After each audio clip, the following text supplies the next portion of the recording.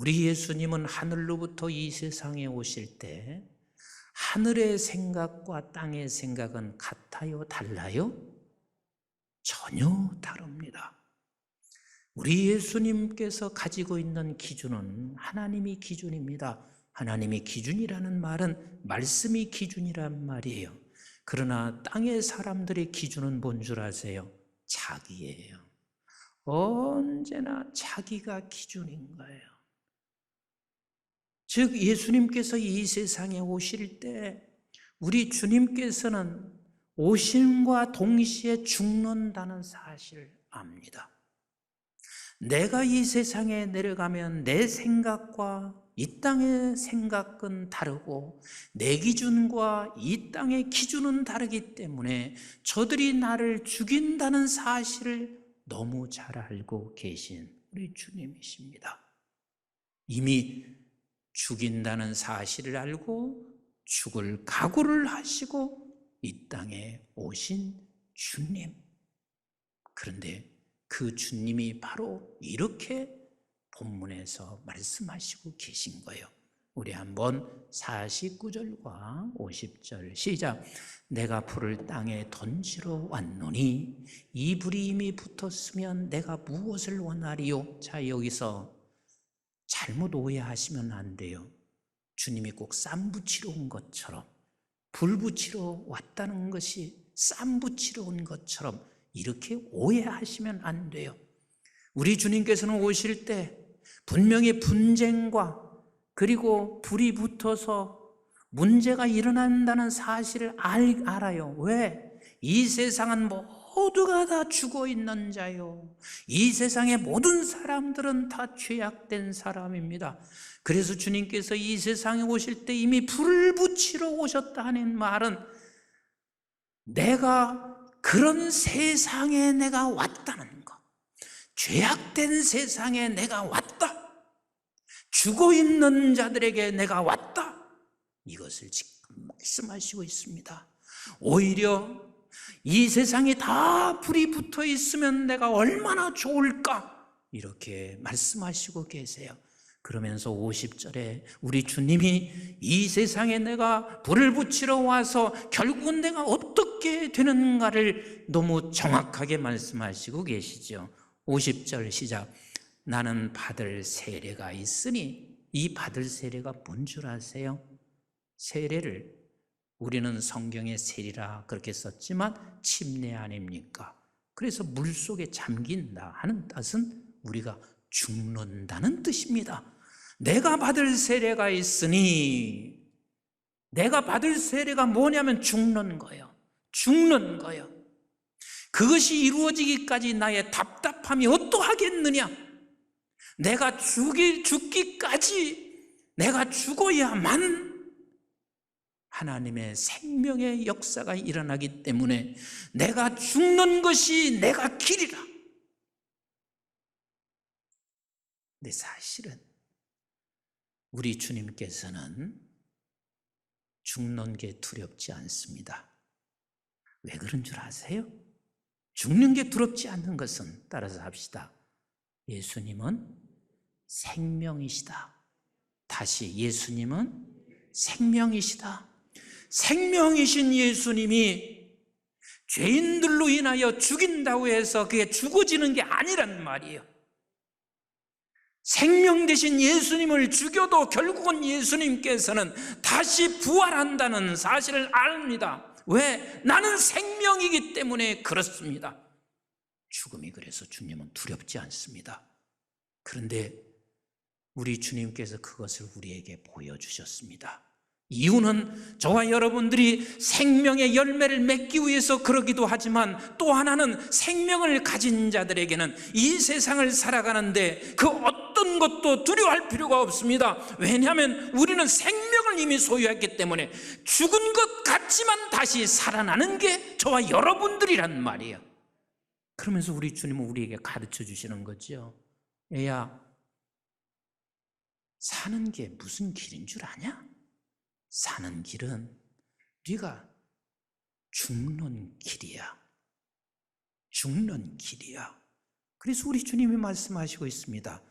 나는 길이요 진리요 생명이니 나로 말미암지 않고는 아버지께로 갈 자가 없느니라.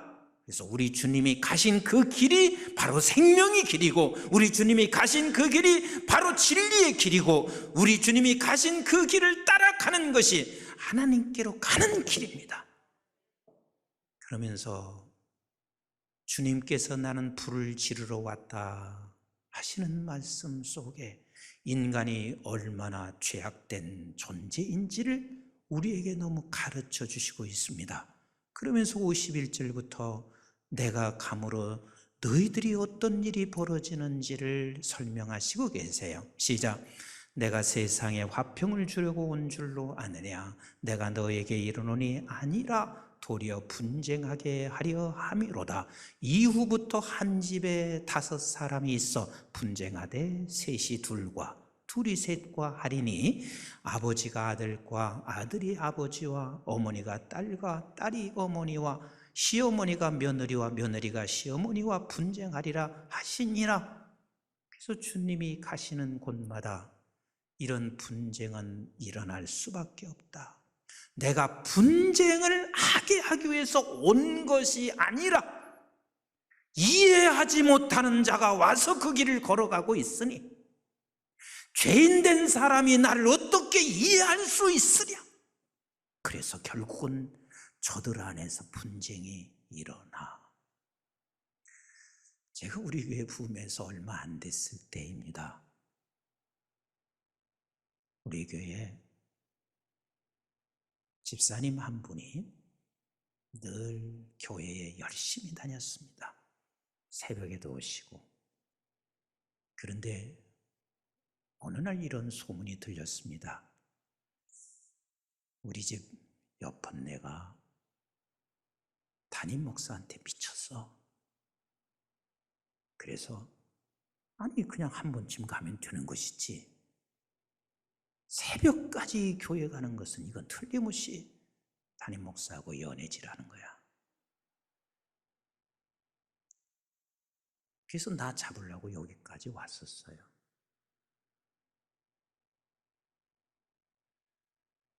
저는 집안에서도 아주 분쟁이 잦았습니다. 그래서 저는 신앙생활을 하고 있음에도 불구하고 어머니가 미웠습니다. 한 번만 나가시지.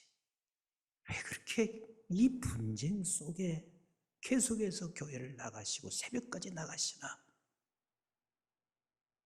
그리고 우리 막내 동생이 태어나기 전 임신했을 때 저는 내 귀에 쟁쟁합니다. 저희 할아버님이 저 사람이 목사하고 연애질하더니 이제는 새끼까지 배웠구나. 그러면서 계속 분쟁을 했습니다. 어린 마음에 나는 진짠가 그랬습니다. 태어나서 너무 기쁘기도 했는데 얼굴 보니까 나를 똑 닮았어. 우리 아버지를 똑 닮은 기라. 세상에 이런 일들은 우리만 있었던 게 아니에요. 너무 많은 사람들이 그런 일들 때문에 얼마나 많은 고통을 겪었는지 모릅니다. 그럴 수밖에 없어요. 예수 안 믿는 자들에게는 어찌 예수 믿는 걸 이해할 수 있겠냔 말이에요. 내가 분쟁과 내가 화평을 그걸 깨기 위해서 가는 게 아니라 저들이 이해 못하고 있으니, 원주민이 우리를 이해 못하듯이 저들이 예수 믿는 자를 이해 못하고 있으니 저들 속에서 분쟁이 일어나지 않을 수 없습니다. 우리 주님은 생명이신 주님이셨습니다. 생명이신 그 주님께서 죽음이 절대 두렵지 않습니다. 왜? 그분은 영원한 생명이시기 때문에 그렇습니다. 그래서 끝까지 그분께서는 하나님께서 말씀하신 대로 오셨고, 말씀하신 대로 사셨고, 그리고 말씀하신 대로 부활하셨고, 말씀하신 대로 부활 성천하셔서 지금도 하늘의 보좌 우편에 앉아 계시면서 생명을 우리에게 주신 저와 여러분들에게 주께서 뭐라고 말씀하시는 줄 아세요? 따라서 합시다. 이제 네가 불을 지르러 가라. 주님은 이렇게 말씀하시고 있습니다. 이제 네가 불을 지르러 가라. 불을 지르러 가라. 우리 한번 고린도전서 후서 5장, 고린도후서 5장 20절 21절 같이 읽어볼까요? 시작. 그러므로 우리가 그리스도를 대신하여 뭐요? 사신이 되어 그랬습니다. 이제는 내가 불을 지르러 이 세상에 온 것처럼 너도 이제는 이 세상에 불을 지르러 가는 그리스도의 대신하여 사신이 된 우리란 말이에요. 조금 더 읽어볼까요? 시작. 하나님이 우리를 통하여 우리를 권면하시는 것 같이 그리스도를 대신하여 간청하노니 너희는 하나님과 화목하라. 이 하나님과 화목하라. 21절 시작. 하나님이 죄를 알지도 못하신 이를 우리를 대신하여 죄로 삼으신 것은 우리로 하여금 그 안에서 하나님의 의가 되게 하려 하심이라. 우리 하나님 되시는 분이 인간이 되셔서 이 세상에 오셔서 우리에게 오셔서 불을 질러 우리에게 생명을 주신 것처럼 너도 그분과 화목하라 하는 말은 너도 이제는 그가 대신이 돼서 이 세상에 불을 지르러 가라 라고 말씀하시고 계십니다. 누군가가 이 땅에 선교사로 오셔서 불을 지르셨어요.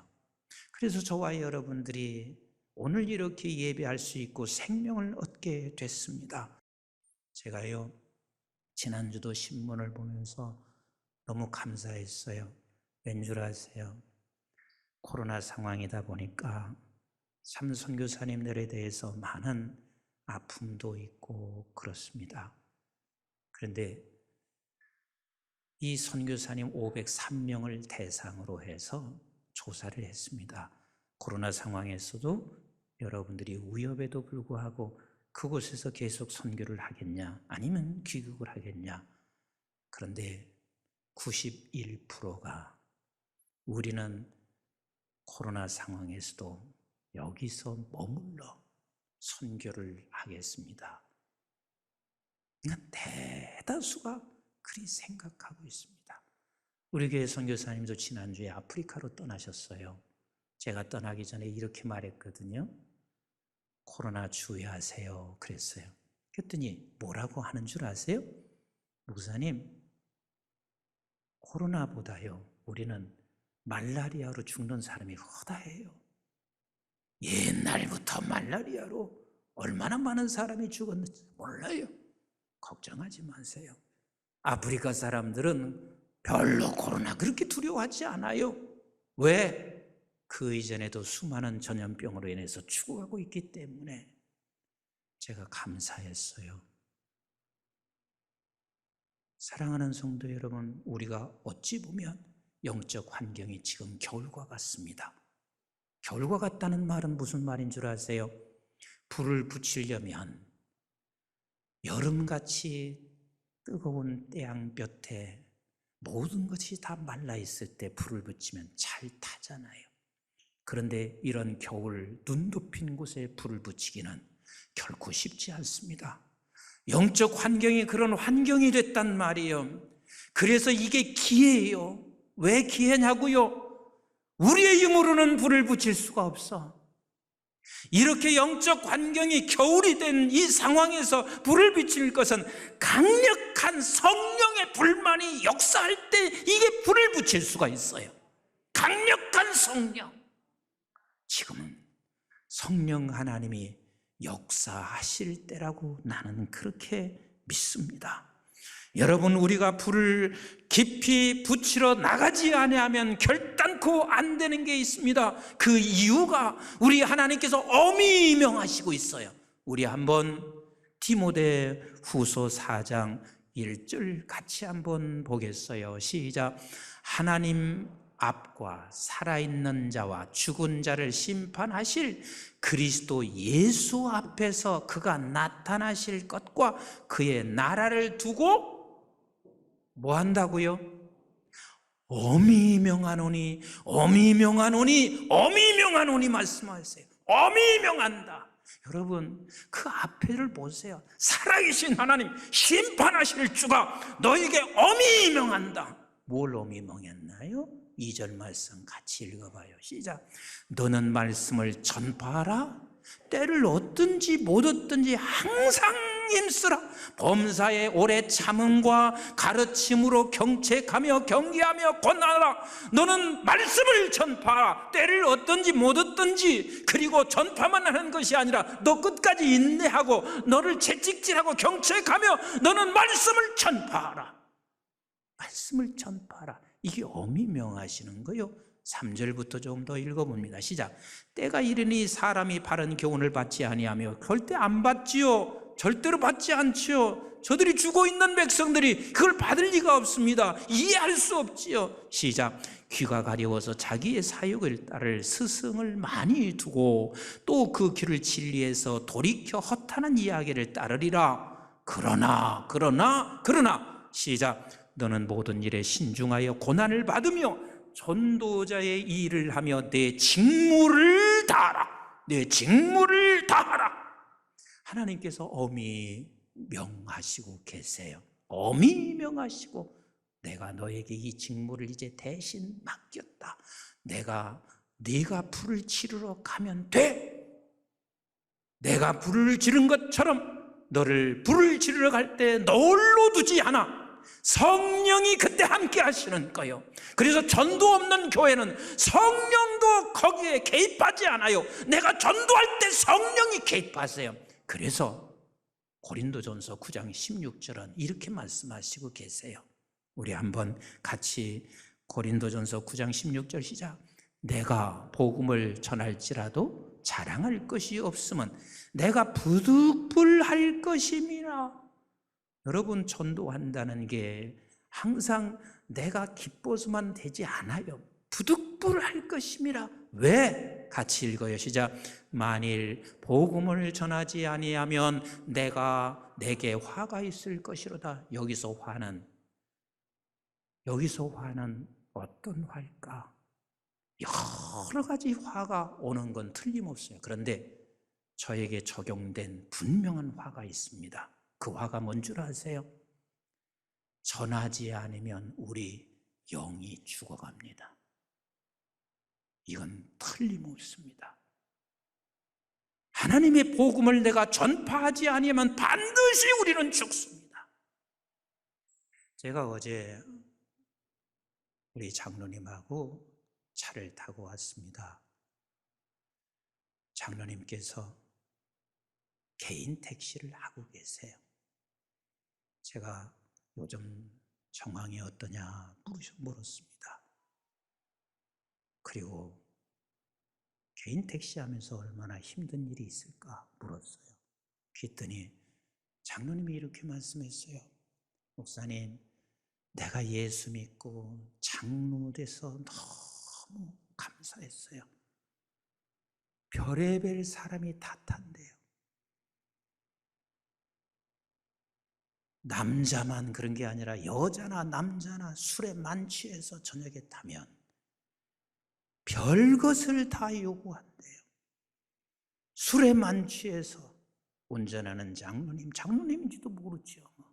별걸 다 요구한대요.